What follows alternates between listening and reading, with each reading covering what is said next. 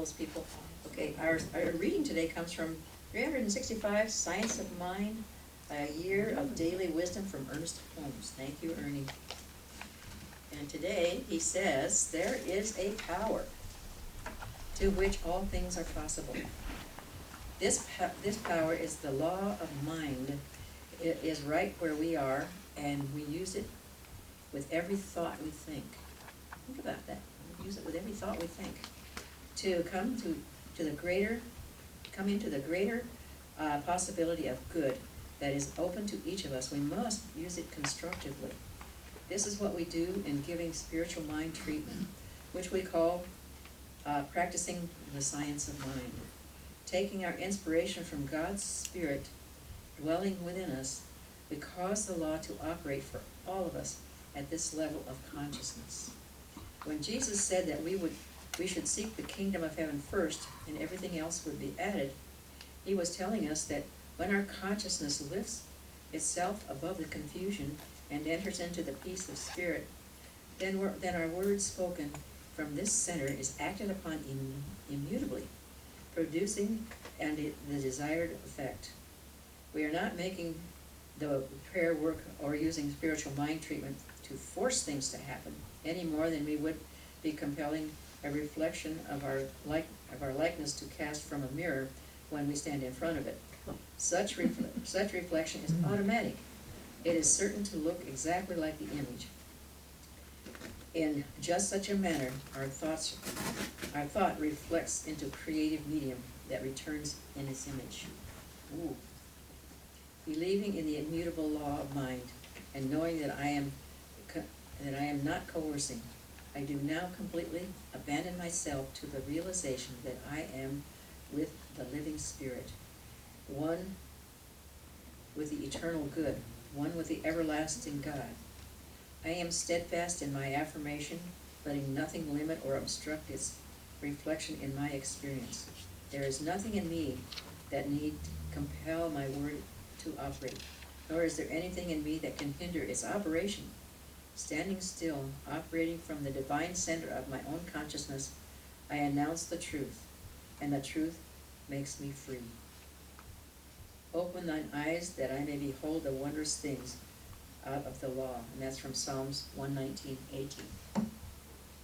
And we have another reading today, too, that was handed to me just before the service. And it comes from our today's inspiration. Do you all get this? It comes to us in a form of an email every day, if we so choose to have it. And you can get that by going to teachingoftheinnerchrist.org and clicking on the daily inspiration. And today it says, this is from yesterday, March 15th. When you have peeled off the layers of fear in your choice, you will choose the action of love, the action of unification. And isn't that just so pertinent right now? That is wonderful. God's Will, page 5.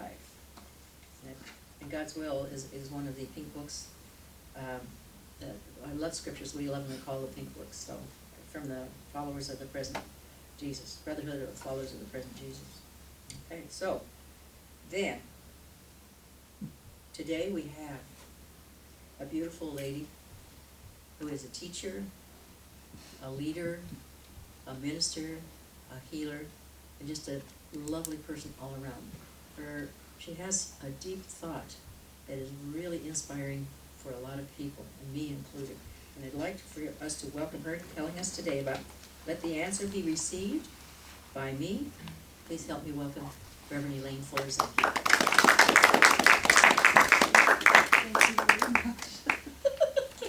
Well, so actually, hi, I'm happy to be here. Actually, let the answer be received and understood by me. I put understood in there because whatever information we receive is no good if we don't understand it. So, with this title, we need to focus on what the question is, and therefore what the answer also is. So, let's think about the question. What is the truth that we seek? Does the answer, this truth, change as we go along with our lives? Do we actively pursue it? Do we undercover it? or remove layers of beliefs and goals unrelated to it. And when we receive our truth, we certainly need to understand it. First, we need to have the question. So I pose this as a question. What is our life and life purpose, and how are we to live it?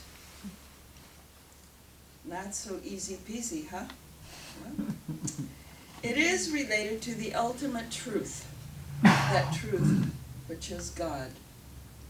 Since God is perfection everywhere now, the question refers to our place within that perfection that is infinite.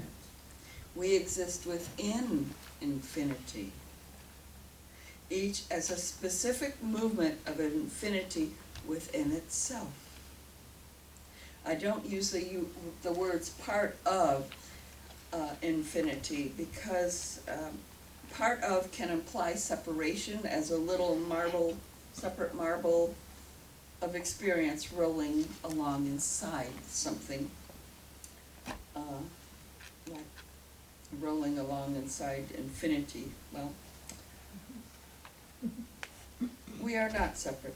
We are each actually is a specific movement of infinity within itself.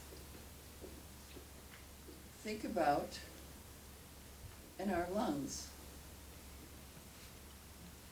They act within us. They're not separate from us. They exchange carbon dioxide with oxygen and do all the things related to that to keep us alive, help keep us alive. And that's an example. Well, the life of each of us is the life of the all, right? How are we to live this life? We each come into the world with a purpose, and for some that's very clear. Like my nephew, when he was about 5, he knew he wanted to be a lawyer. At 5, he told his mother. He became one later on in Florida, and now he's become a judge who works with family issues. It's not always that clear, though, is it? As for me, I had clues, but my life path certainly wasn't as clear as my nephew's.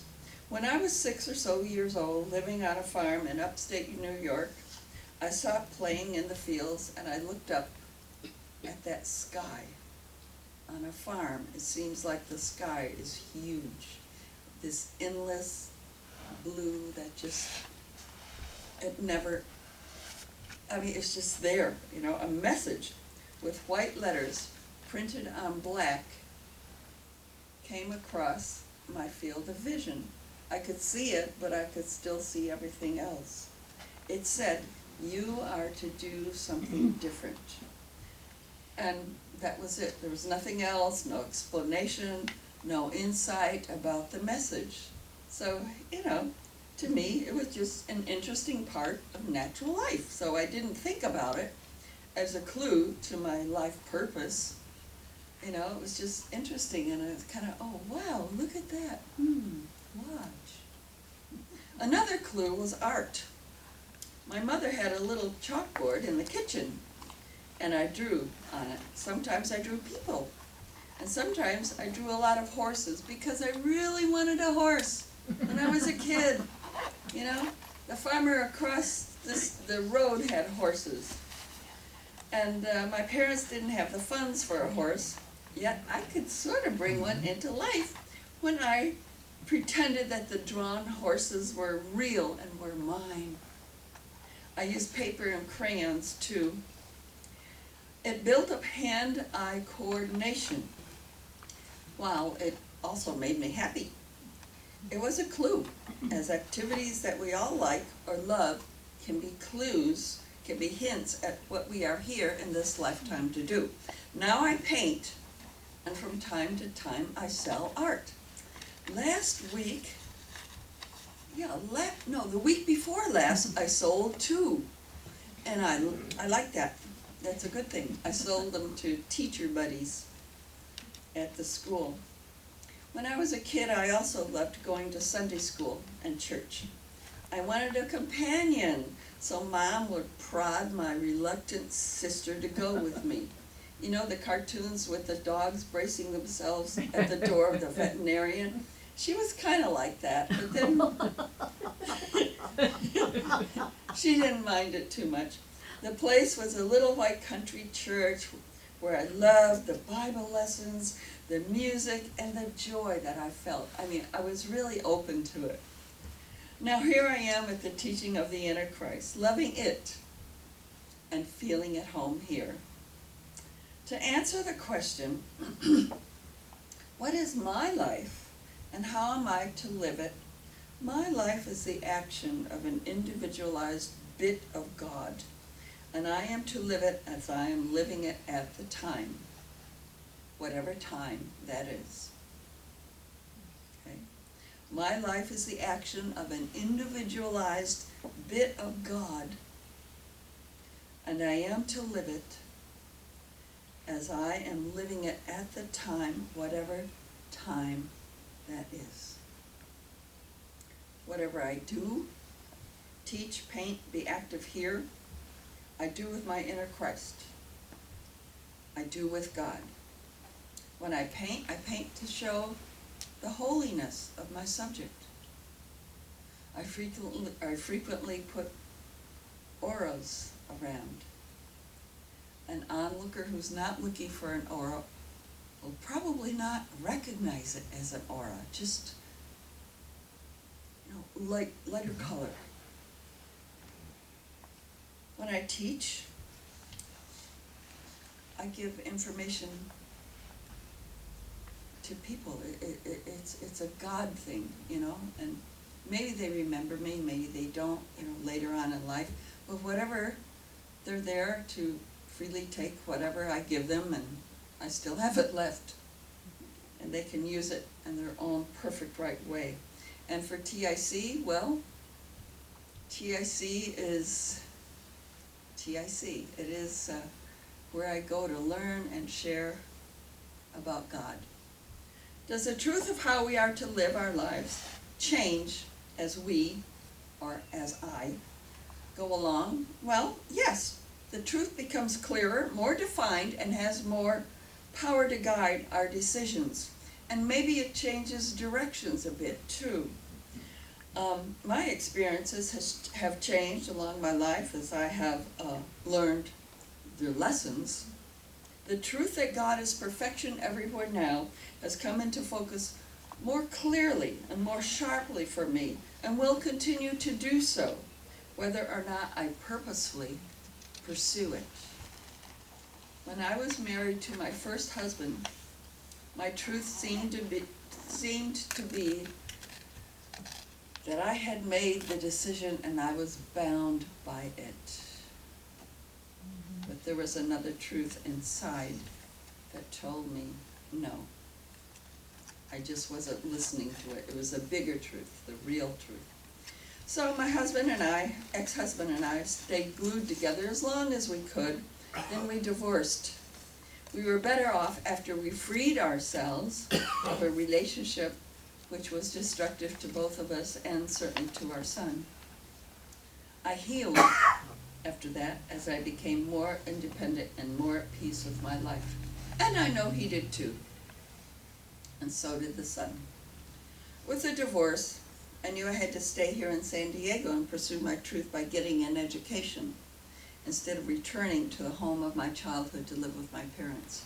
That was a fire within me to go to school, and it had been for quite a while. And I just pursued it. There was nothing else. It was like single vision, do it. I knew my way around the city, and school was within my reach. I loved learning so much that I stayed to live my truth by becoming a teacher and helping others to learn. And I do love my students. They're wonderful. They're a source of joy to me. And teaching is a way to help to serve God by helping them, by serving them. Life is a school. You know, it is. Life is to find out about. Soon I will retire and step into into other avenues of my truth, art, more TIC volunteer and work here, and taking care of my health, including joining a gym. That'll be fun. I'll do other wonderful things too, things I can't even think about right now. It's wonderful to see that we are productive and we contribute to life in a wonderful, positive way. We're each here for a purpose, to pursue our own truth, to learn about our own truth, to answer our prayers concerning, what am I to do, God? And our life purpose can change direction as we grow and go through life. What am I to do with my life, God? Repeat this, please, with me. What am I to do with my life? God.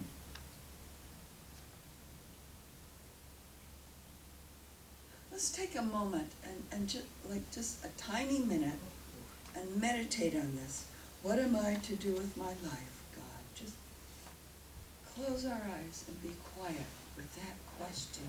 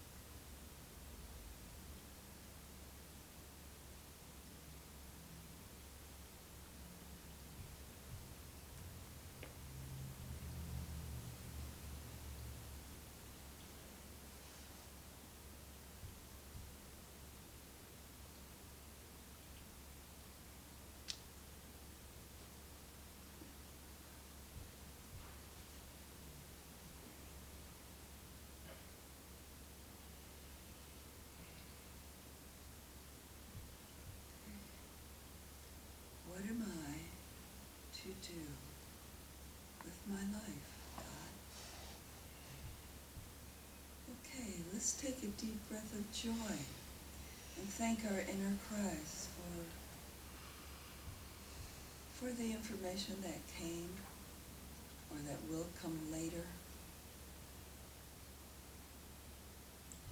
And people at home, certainly. Meditate on this during the week, too. What am I to do with my life, God? Thank you, God. Let's take a deep breath and move around. Would anyone like to share?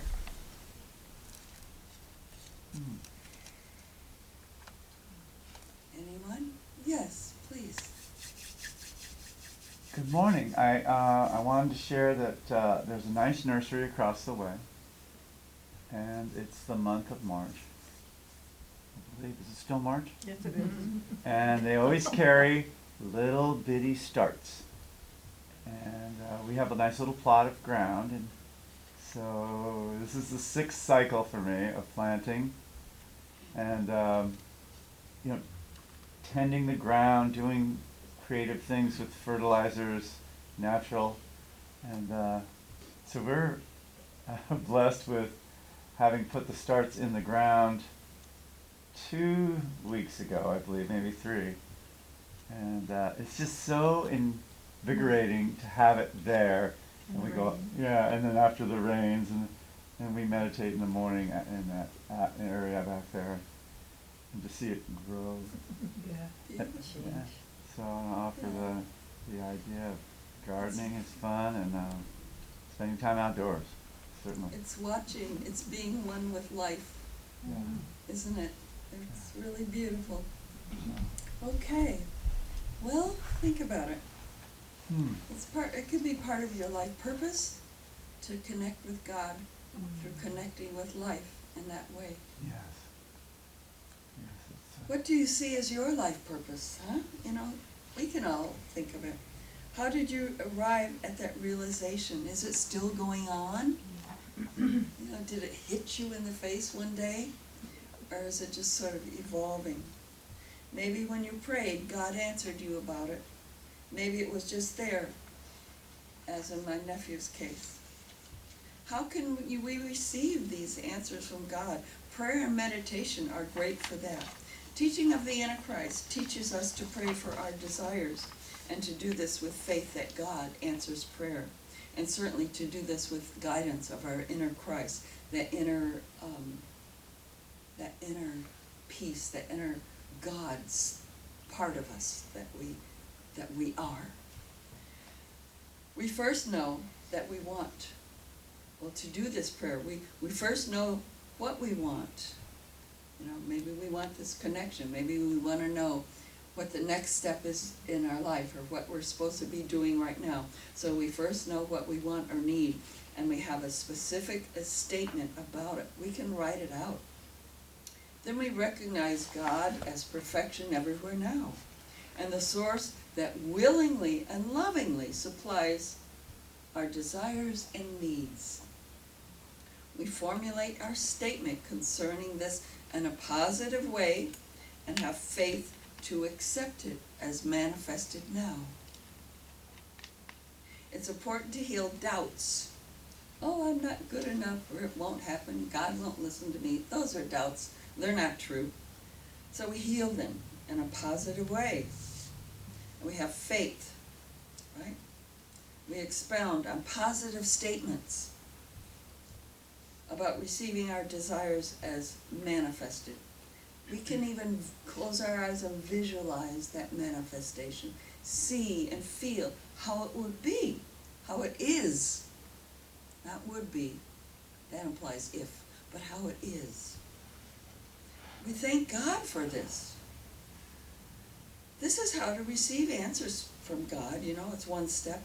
It's also a good idea to include a little part about recognizing and understanding that God's answers may come in surprising ways. On the TV, something may trigger a thought, oh, that's it. Huh?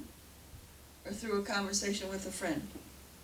We can meditate on the subject of our prayer treatment and, with our inner Christ guidance, listen for an answer during our meditation. We may hear it later from a friend, the TV, or see it on a sign somewhere. It may come as a complete surprise. For more information about prayer that works, as well as receiving and understanding answers, refer to Being a Christ by Ann and Peter Meyer, pages 70 through 76. Being a Christ. And of course we carry this at the bookstore here at Teaching of the Inner Christ. If you don't have a copy, you can certainly contact us and get a copy. Here's a little food for thought. Krishna says, the wise, meditating on the self, recognize God who is hidden within the darkness. Joy and sorrow are left behind, and it's just, well, I add my own. It's just a oneness, a peaceful, calm, the oneness of being.